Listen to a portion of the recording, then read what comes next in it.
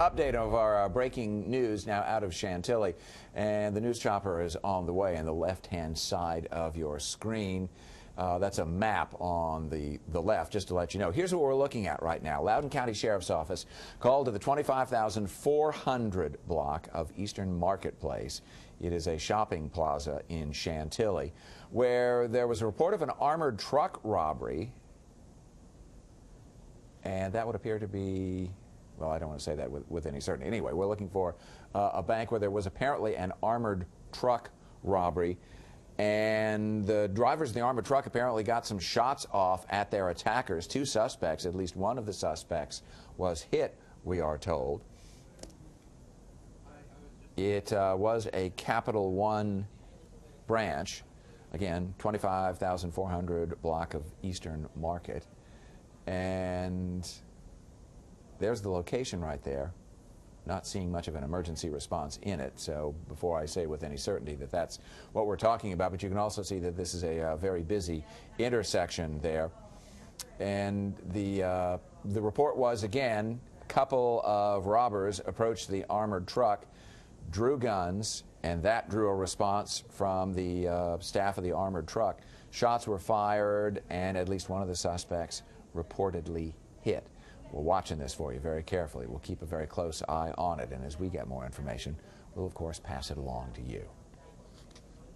Temperature swings this winter continue to stress the water infrastructure. Crews continue their work this afternoon on a water main break that's causing traffic troubles on the east-west highway in Hyattsville. John Gonzalez takes a closer look at the break itself and how long the repair is likely to linger. Water started gushing through East-West Highway at around 4 this morning. WSSC crews worked quickly to shut off the valve, but not before gravel and mud covered the entire area. But more importantly, look at the road. It completely buckled. When I get out of bed, I have a plan. That plan is totally disruptive.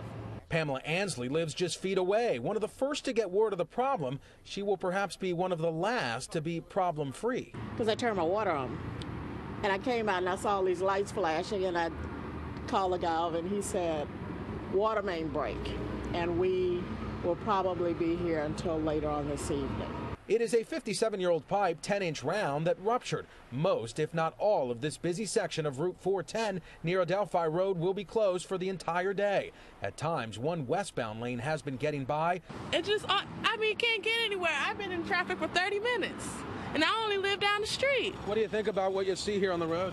I don't even know how that happened. So why did the water main break and collapse this large chunk of asphalt? This is going to be an all-day repair. Lynn Riggins with WSSC says this will most likely be the first of many over the next few days. We're seeing drastic swings in the temperatures, and that's hard on the pipes, especially hard on the old pipes. This is the second road collapse in the county in less than a month. We all remember the sinkhole in Bladensburg, not far from where we are. As for this job, well, the eastbound lanes behind me will remain open. One westbound lane currently getting by. This work will continue well past the evening rush hour. In Hyattsville, John Gonzalez, News Channel 8. Took center stage in Georgetown earlier today. FBI Director James Comey addressed members of the university community. The director said there are what he called hard truths citizens and police must confront. His speech came at a time when protests have erupted over several deadly confrontations between both police and civilians. Those of us in law enforcement must redouble our efforts to resist bias and prejudice. We must better understand the people we serve and protect by trying to know deep in our gut what it feels like to be a law-abiding young black man walking down the street and encountering law enforcement.